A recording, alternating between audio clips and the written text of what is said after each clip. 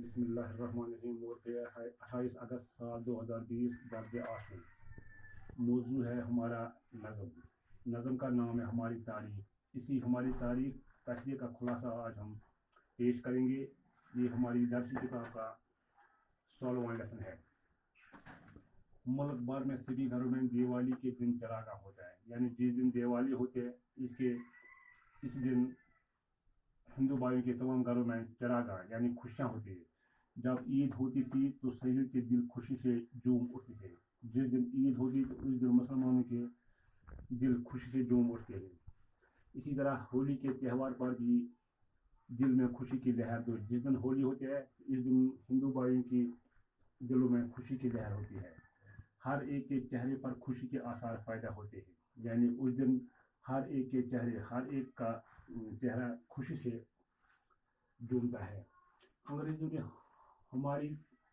ہماری تاریخ مسخ کر کے لکھی تھی. یعنی جس دن انگریزوں کا دور تھا اس دن انگریزوں نے ہماری جو تاریخ تھی تواریخ تھی اس کو مسخ یعنی تبدیل کیا ہے. یہاں کے لوگوں میں جو آپسی پیار تھا, جو ہندوستان کے لوگوں میں جو آپسی پیار محبت تھا, اس کے بدلے ان کے دلوں میں نفرت سے بدل جائے. تو انگریزوں نے اپنے دور میں اس کو نفرت میں بدل ڈالا.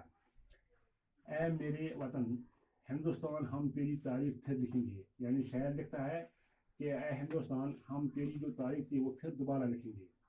تیری تاریخ دل جوئی کی تاریخ تھی. یعنی جو ہمارے ملک کی جو ہمارے ہندوستان کی تاریخ وہ دل جوئی, اخوت, محبت کی تاریخ تھی, وفاداری کی تاریخ تھی, اتفاق اور رواداری کی تاریخ تھی. ہندو اور مسلمان کا میل ملاپ کی شاہد ہے. یعنی یہاں جو ہندو اور مسلمان رہتے ہیں ان کو آپس میں میل ملاپ ہے. دنیا امن آشتی کے اصول کی شاہد ہے. یعنی جو دنیا ہے اس میں امن اور آشتی ہونا چاہیے. آج تک اس بھائی چارے کے خلاف کوئی نہ اٹھا. یعنی جو ہمارے ملک میں جو بھائی چارہ تھا اس کے خلاف کوئی نہ اٹھا. مختلف مذاہب کے لوگ بزرگ یعنی مختلف مذاہب کے بزرگ ہیں جیسے گوتم بدھ ہیں, مہدی چشتی ہیں یا گرو نانک جیسا اور کوئی نہ اٹھا.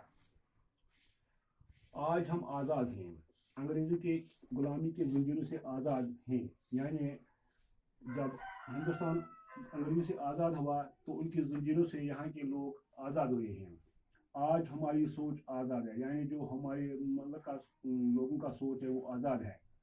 انگریزوں نے ہمارے جذبات میں جو تنگی چھائی تھی انگریزوں کے دور میں, جو یہاں کے لوگوں کے جذبات تھے ان کو وہ تنگی کی ہے. ہم اس تنگی سے باہر آئے ہیں. اس کے بعد یہاں کا جو عوام ہے, یہاں کے جو لوگ ہیں وہ اس تنگی سے باہر آئے ہیں. ہندو مسلمان کا وطن ایک ہے. یہاں جو ہندو مسلمان رہتے ہیں ان کا جو وطن ہے وہ ایک ہے, اور ہم اس میں رہنے والے ہندو مسلمان بھی ایک ہیں. اور یہاں جو لوگ رہتے ہیں مختلف مذاہب کے لوگ وہ ایک ہی ہیں.